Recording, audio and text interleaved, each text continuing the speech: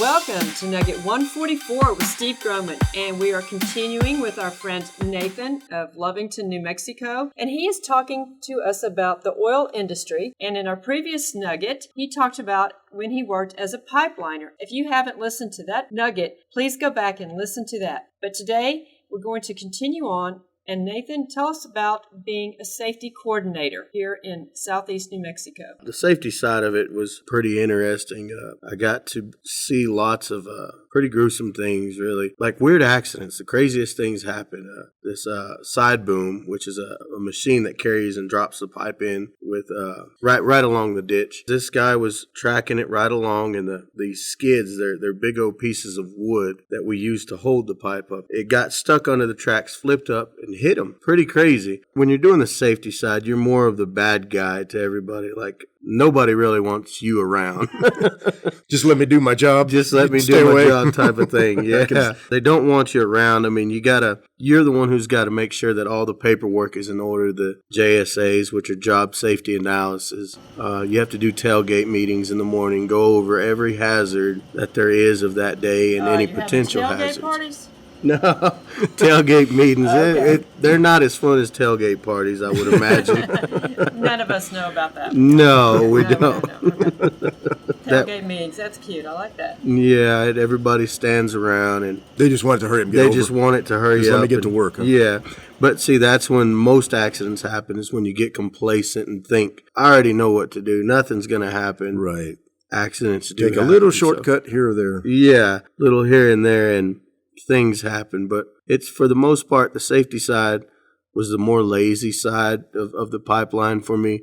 When I was on the line, I actually was more active. What is the ratio, percentage, or whatever? How are accidents common? Are they extremely rare, or just kind of that's what happens every now and then? Well, during the oil field boom, we had an accident happen at least once a month.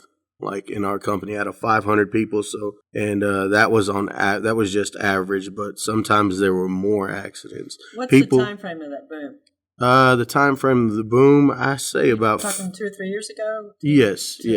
Until January 20th. Until January 20th, okay. Yes, exactly. But it's pretty interesting to be on the safety side. Are more of those accidents minor or more of the major, or is it just a good mix? During that oil field boom, like I'm telling you, there was tons of oil field work going on. Even on the highway, like we would have some of our coworkers wreck the highway 285. They call it Highway 285. Stay alive. People would die daily on that highway. That was pretty scary. It was anywhere from smashing your finger to death to broken legs and stuff like that. Well, I know back several years ago, we've spent a lot of time in West Texas, Odessa, Midland area, Carlsbad, New Mexico, and over the years, and when the boom first started happening, I don't even know how many years ago that was, seems like 10 or whatever, but the traffic was absolutely mind-blowing. Yes. And the speed. Some of these big old trucks, they are moving themselves down the road.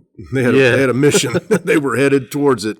Yeah. I often thought of just the danger of it. Yeah, it's hard to get in that type of traffic, like when you're pulling into it to get into it. It's very hard. This oil field boom lasted 4 years, the one that I'm talking about. But before that, they usually only last about 4 years, and then they'll stop, and then it'll kick back up. When was the one prior to that? This last 4? Do you recall? Because that's probably the one I'm talking about. It seemed like 10 or 12 years ago, which I guess 4 years is a good... The one before that, it's been a while before that. It was around 2010. Is that what it was? 2010, yes, sir. Yeah, sometimes time melds in my brain one way or the other. It had to be around 2010. But that's amazing stuff because I guess a lot of people in a boom, that means jobs. Yes, sir. Not everybody is a highly qualified, skilled worker. Would companies hire, not unqualified people, I don't mean it that way, but would they hire people that didn't know as much as they'd like them to know, but really did need the manpower? Yes, sir. And those are the people that we would put the hard hat stickers on, the SE and the SE employees. They would hire them, but they would just keep them with a person who does know what they're doing. Yes, sir. So they were helpers. So that's good. Sir. I do want to explain a little bit because many people have never experienced what the countryside looks like out here. We're talking 2-lane highways, barely a shoulder, and just dirt ditches on the side. these roads are narrow. And they're not thick. No. They're thin, and And so therefore they're kind of washboardy a lot of So times. much traffic wears Heavy traffic. them out, and then True. everybody's flying by, and they all have white pickup trucks, and at high speeds. It is- Can be it kind can of be scary, intimidating. Well- especially if you're not used to it. But We used to have 30 geocaches off one of these Right. roads, and between Midland and Odessa, Right. up there during a bus time, We boom ended up- came, and we're like, we ended up going a few years later and just archiving all of them. It's just too dangerous. We would go to check on things. I'm not comfortable pulling off the side of the road here. There's just And that it's just actually too did much have too a much high shoulder speed, area. and it did have a shoulder. We just archived every single one of them. So it's just too dangerous. So as a safety coordinator, back to your job, you discussed and briefed everyone, but you aren't in the medical field. There would be medical people that, did they work for your company, right? No, Or did we you- would or- we would take them to the hospital, and we would just basically be in charge of getting down to what happened, how did it happen, getting the paperwork back to the office. The liability side. of it. Liability side, Okay, yes, so ma'am. the paperwork involved, and I'm sure that you had to be very precise. Very and- precise. because it was very important for the person that was hurt, and Yes. for the landowner and the government, and for your company. And Yes. the company probably really prized what you did because their reputation was based on your reputation. First incident report, key to a lot of things for it. The lawyers would get a hold of it. We sometimes won lawsuits because of it and lost lawsuits because of it. And again, there's an expense to the oil industry that people don't think Don't of. The think about, liability right. side is, Yeah. is immense. Do you have any idea? We had mentioned that government land drilling and any work on it has been ceased as of January 20th, but private land is still being worked. Yes. Do you know what ratio is private to public land in, just say, even Lee County? Do you know your own county? Lee County, not anywhere that there's oil. Everywhere that there is oil is BLM land here in Lee County. So it's basically shut down the county. Shut down the county, absolutely. Okay, so there's That's no a big private- deal. No, it is a very big deal here. Lots of people out of work. The companies that are still pumping, that are still drilling, the big name stuff, as opposed to the little guy that's just pushed out and that company's going to fold in time because they just can't come back. They can't put themselves on pause for X numbers of months, weeks, or years, or whatever. Are those larger corporations in? Are they making more money, or are they still?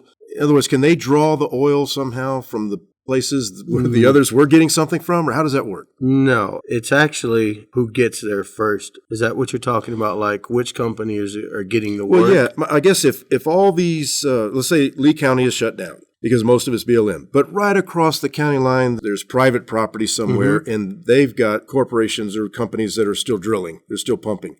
Are they able to, I say horizontal drill because lack of a better term, No. are they able to tap into that other somehow? No, Get it? sir. No, sir. Directional drilling is what they call Yes, that. yes. Okay. Biden banned that too. Can't do that either. No, sir. When an accident would happen or an issue would happen, an incident, whatever you'll call it, were you guys ever able to learn from that and make some changes so it wouldn't Yes. happen again, or was it all just fluke stuff that couldn't be avoided? Absolutely.